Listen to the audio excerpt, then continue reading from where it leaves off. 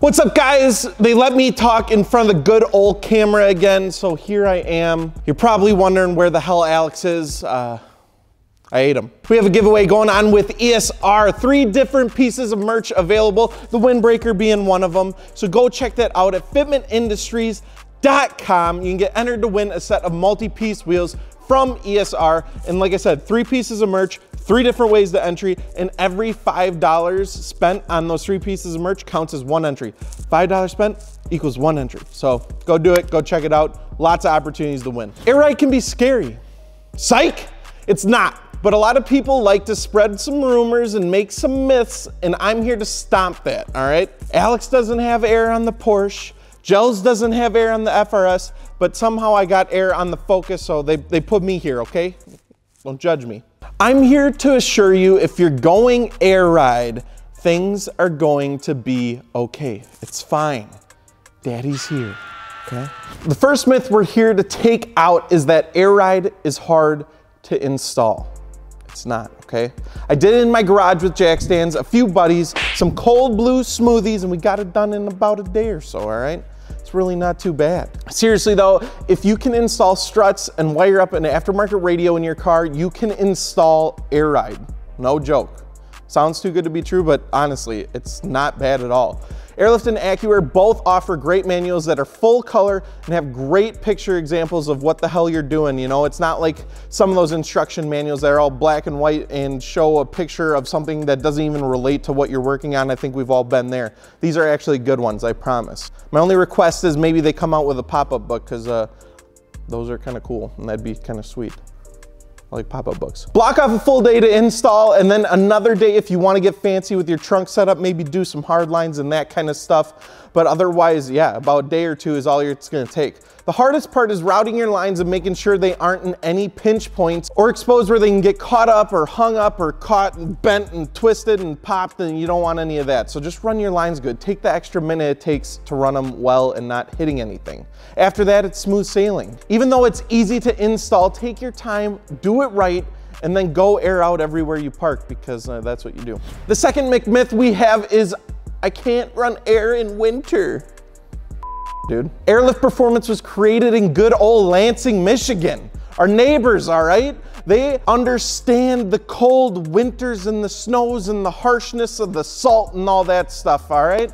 We're up here in the north, bud, we get it. They have prepared accordingly, I promise. I have personal friends that daily their cars on air and have ran them through the winter without a single hiccup. And I mean that, I'm not just saying it. I have no reason. If they had a hiccup, I'd tell you. I store my Focus ST in the winter because I'm trying to preserve the little value it has left. Honestly, I don't know why I don't just send it. One sec, I'm gonna go get my Focus. Air can absolutely be ran in winter. All you need to do is add a little bit of air brake antifreeze to your air tank so you don't build up a bunch of condensation in your lines and in the tank and then have that freeze. That's where the issues come in. But if you have a little bit of that air brake antifreeze, you're good to go. The third myth we have today is air ride is unreliable.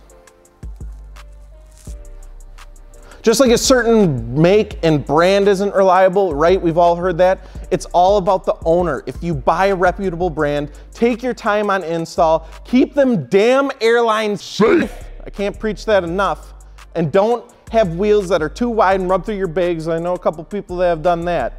You're gonna have a good time, all right? Also, empty your frickin' water trap, you freak. Keep the condensation out of the lines. I just said that. I've personally been running air for 2 years and I've never had an issue. I've never been stranded, knock on wood. I said it, so now I'll probably have an issue, but it's been super reliable for me. I've drove across the state, I've drove to different states for car shows, and I beat on it religiously, okay? The key to busting this myth seriously comes down to you and not being lazy or cheap with your air ride kit, all right? I mean, it's pretty straightforward. If you've heard of some guy on the internet that had a problem with his setup, I guarantee you can trace it back to user error 9 out of 10 times. Not throwing shade, just stating facts. Don't hate the playa, hate the user. I don't know.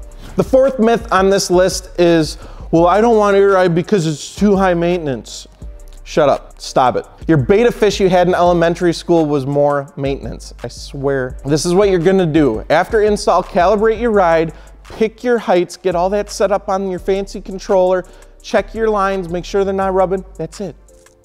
Done, all right? Empty your water trap every month or get one of the automatic ones that does it itself if you don't have the 30 seconds to spare.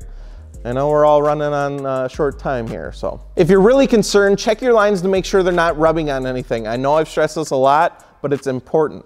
You can do that every so often and then count that towards maintenance, I suppose. That's it. There's nothing else you need to do. You don't need to change its water or feed it fish flakes that smell weird every day. The fifth and final myth we have is air can't be performance-based. I've heard this so much. Airlift Performance motto is drive it, show it, track it. Air absolutely can be used on the track. The only thing that's stopping you from doing it is, well, it's you, bud, all right?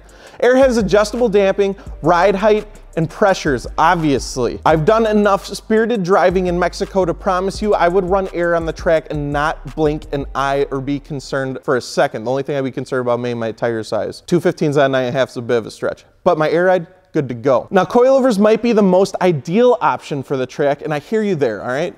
I see both sides of it, but there is nothing stopping you from tracking an air setup. If you don't believe me, there are some awesome videos out there showcasing cars on the track running air. I know there's like some dope Subies running air, going hard. I seen a Mustang on Airlift's website, pretty dope. It's doable, I'm telling you. So I think that about wraps this video up. What are your thoughts? What are some more myths? Comment down below. And if you want to pick up air suspension, head on over to fitmentindustries.com because we got all your wheel, tire, and suspension needs, including air ride, obviously, all right? I mean, go do it. I'm the biggest advocate of it. Go get it, all right? Tell them your boy Dakota sent you. Maybe Alex will give me an extra packet of ramen. But I'm Dakota. We'll talk to you later. Please bag your car. It's dope.